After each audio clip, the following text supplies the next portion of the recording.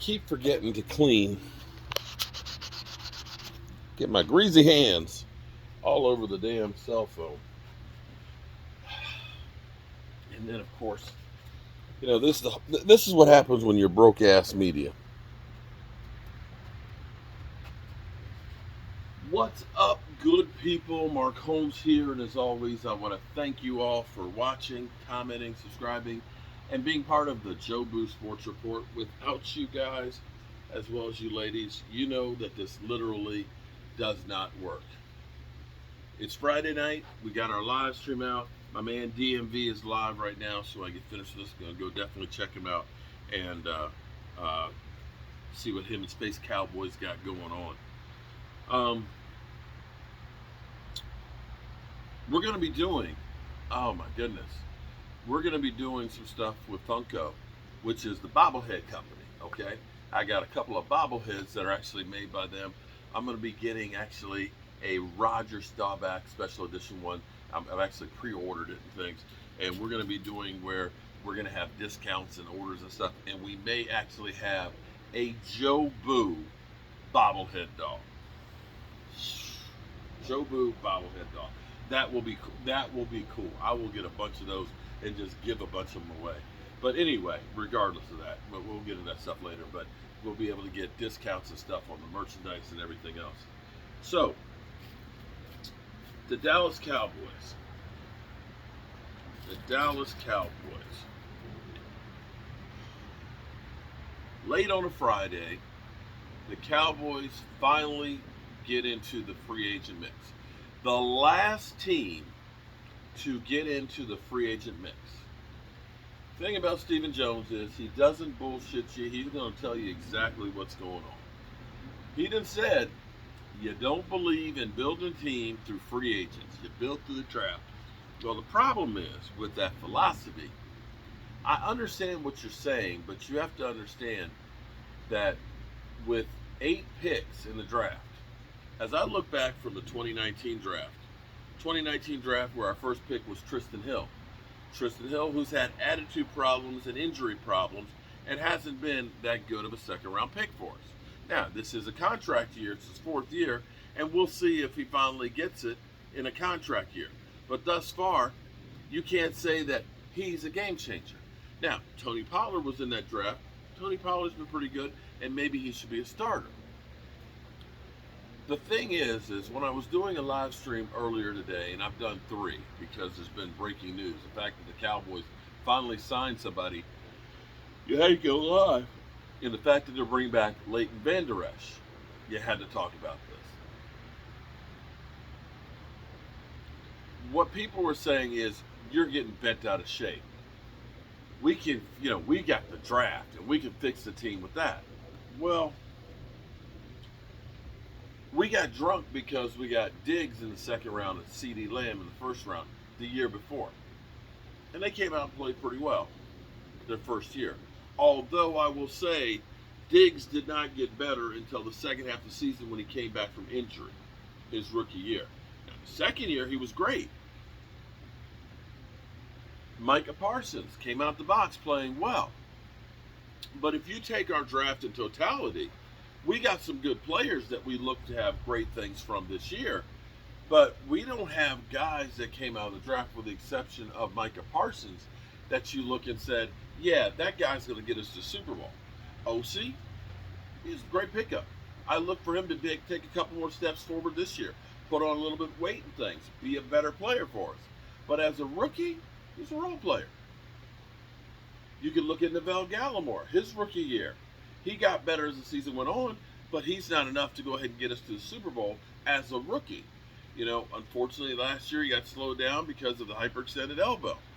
But the 5 games he played, he was pretty good, and you look for him to take off down the road. You had Jabril Cox. He was playing decent until he got injured. We don't know exactly how good he's going to be. His 2nd year, he expected to take off. But that was one of your rookie guys. You have Golston. Again, another part-time role player. So what you look at from the draft we had last year, where you deem as a good draft that we had 12 picks, You got one full-time starter, and you got a bunch of role players. From the draft before, you got like 2 starters and a bunch of role players. So to think that we're just going to be able to go through, and unless we sign Bobby Wagner, we still have a hole at linebacker. We still have a low hole at linebacker. I know that Dante Fowler is an outside outside linebacker, which means he's really a pass rusher. Okay, that's basically to kind of replace what you're missing with Randy Gregory. In some regard, that may be more advantageous for the Cowboys to have a guy who is an outside linebacker as opposed to us converting a defensive end into an outside linebacker. And if you don't know the difference, technically, here's the difference. When you have a 2-down lineman set, which is you have your tackles that are lined up over the defensive tackles. Okay? You don't have a man in the middle. You have your your tackles lined up over the guards. Then you have your edge rushers on the outside of the tackles. Their job is to get upfield. They have their hand in the dirt, typically one hand in the dirt. Your defensive tackles have 2 hands in the dirt. Outside linebacker technically can drop into coverage. But more times than not, they are a pass rusher that is rushing from a 2-point stance. D-Law had to do both as a defensive end and outside linebacker. Okay? D-Ware was an outside linebacker. Most of the time when he was rushing, he's rushing from standing up. And that's where Dante Fowler is used to doing that standing up. Dan Quinn likes to do that more. And Dan Quinn has had him before on his roster for 1 year in Atlanta. So he is familiar with him, he's familiar with the system, and he should be able to plug in, which is helpful because you don't have a learning curve that is as hard. You've got a basis of understanding the system. And now in today's NFL, where you have shortened off season, less workouts and stuff and OTAs, it's important to get people up to speed as fast as possible. So that move is a good move. But I'm not going to say that that's a be-all, end-all move. That is a basic, we need bodies to fill holes. James Washington, another guy who's a role-type player guy. With the Steelers, he requested a trade before training camp the year before. Didn't get it. Was really an afterthought in the offense, and quite frankly, wide receivers were an afterthought with Big Ben. Big Ben just could not get the ball downfield. He's short, but he seems to have a little bit of dog and a little bit of fight in him. A good role player. At least you've got somebody there in case Michael Gallup's not ready. So you got CeeDee Lamb, you got James Washington, you got Noah Brown. Because one of the big worries I had is if Michael Gallup's not ready, you've lost Amari Cooper, you've lost Cedric Wilson. Now you've got a whole bunch of new guys or young guys or not great guys. And we've done wide receiver by committee, which is the reason why we went out to get Amari Cooper. So these are decent signings. Bringing back Leighton Vander Esch for $3 million. He knows the system. He's not a bad player. He's just not an outstanding player. If he is a part-time player, if he is a role player, great. But this stuff, to me, only works if you get a Bobby Wagner. I know that. Or somebody of his skill set. You need a linchpin. Because what happens is that guy who can move in traffic, who is your field general, frees up Micah Parsons to be the wild card. You don't want Micah Parsons to have to be the guy who's reading all this defense and things. What you want him to be is laser focused of getting after the quarterback's ass.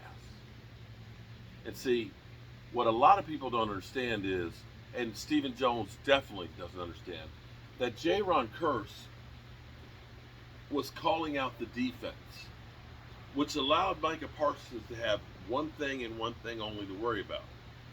And that is beating this one guy right in front of me.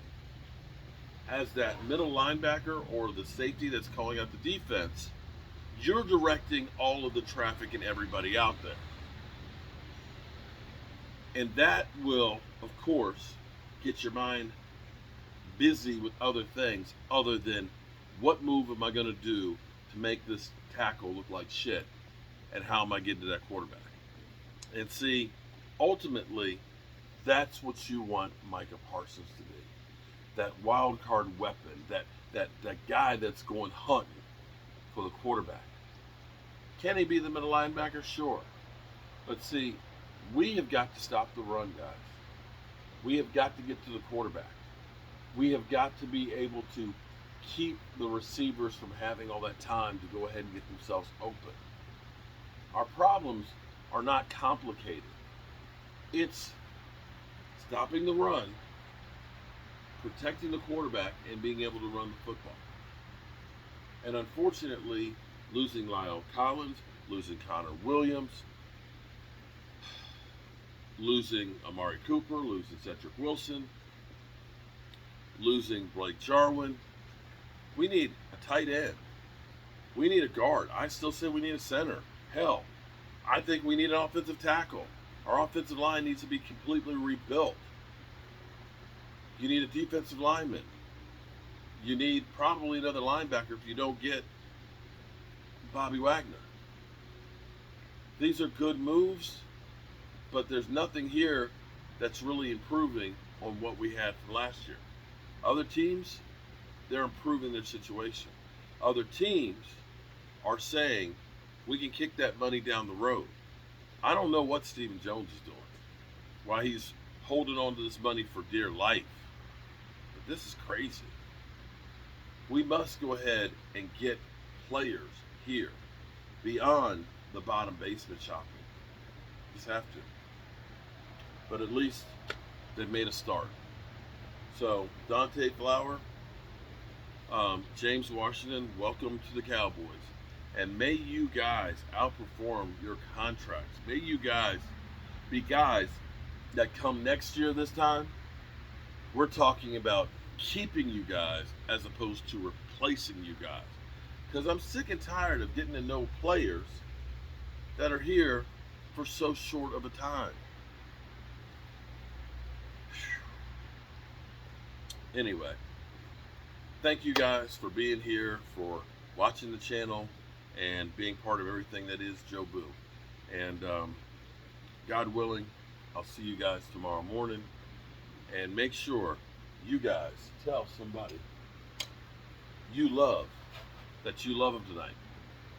You might not get the chance. You might not. God willing, I'll see y'all in the morning. Peace out.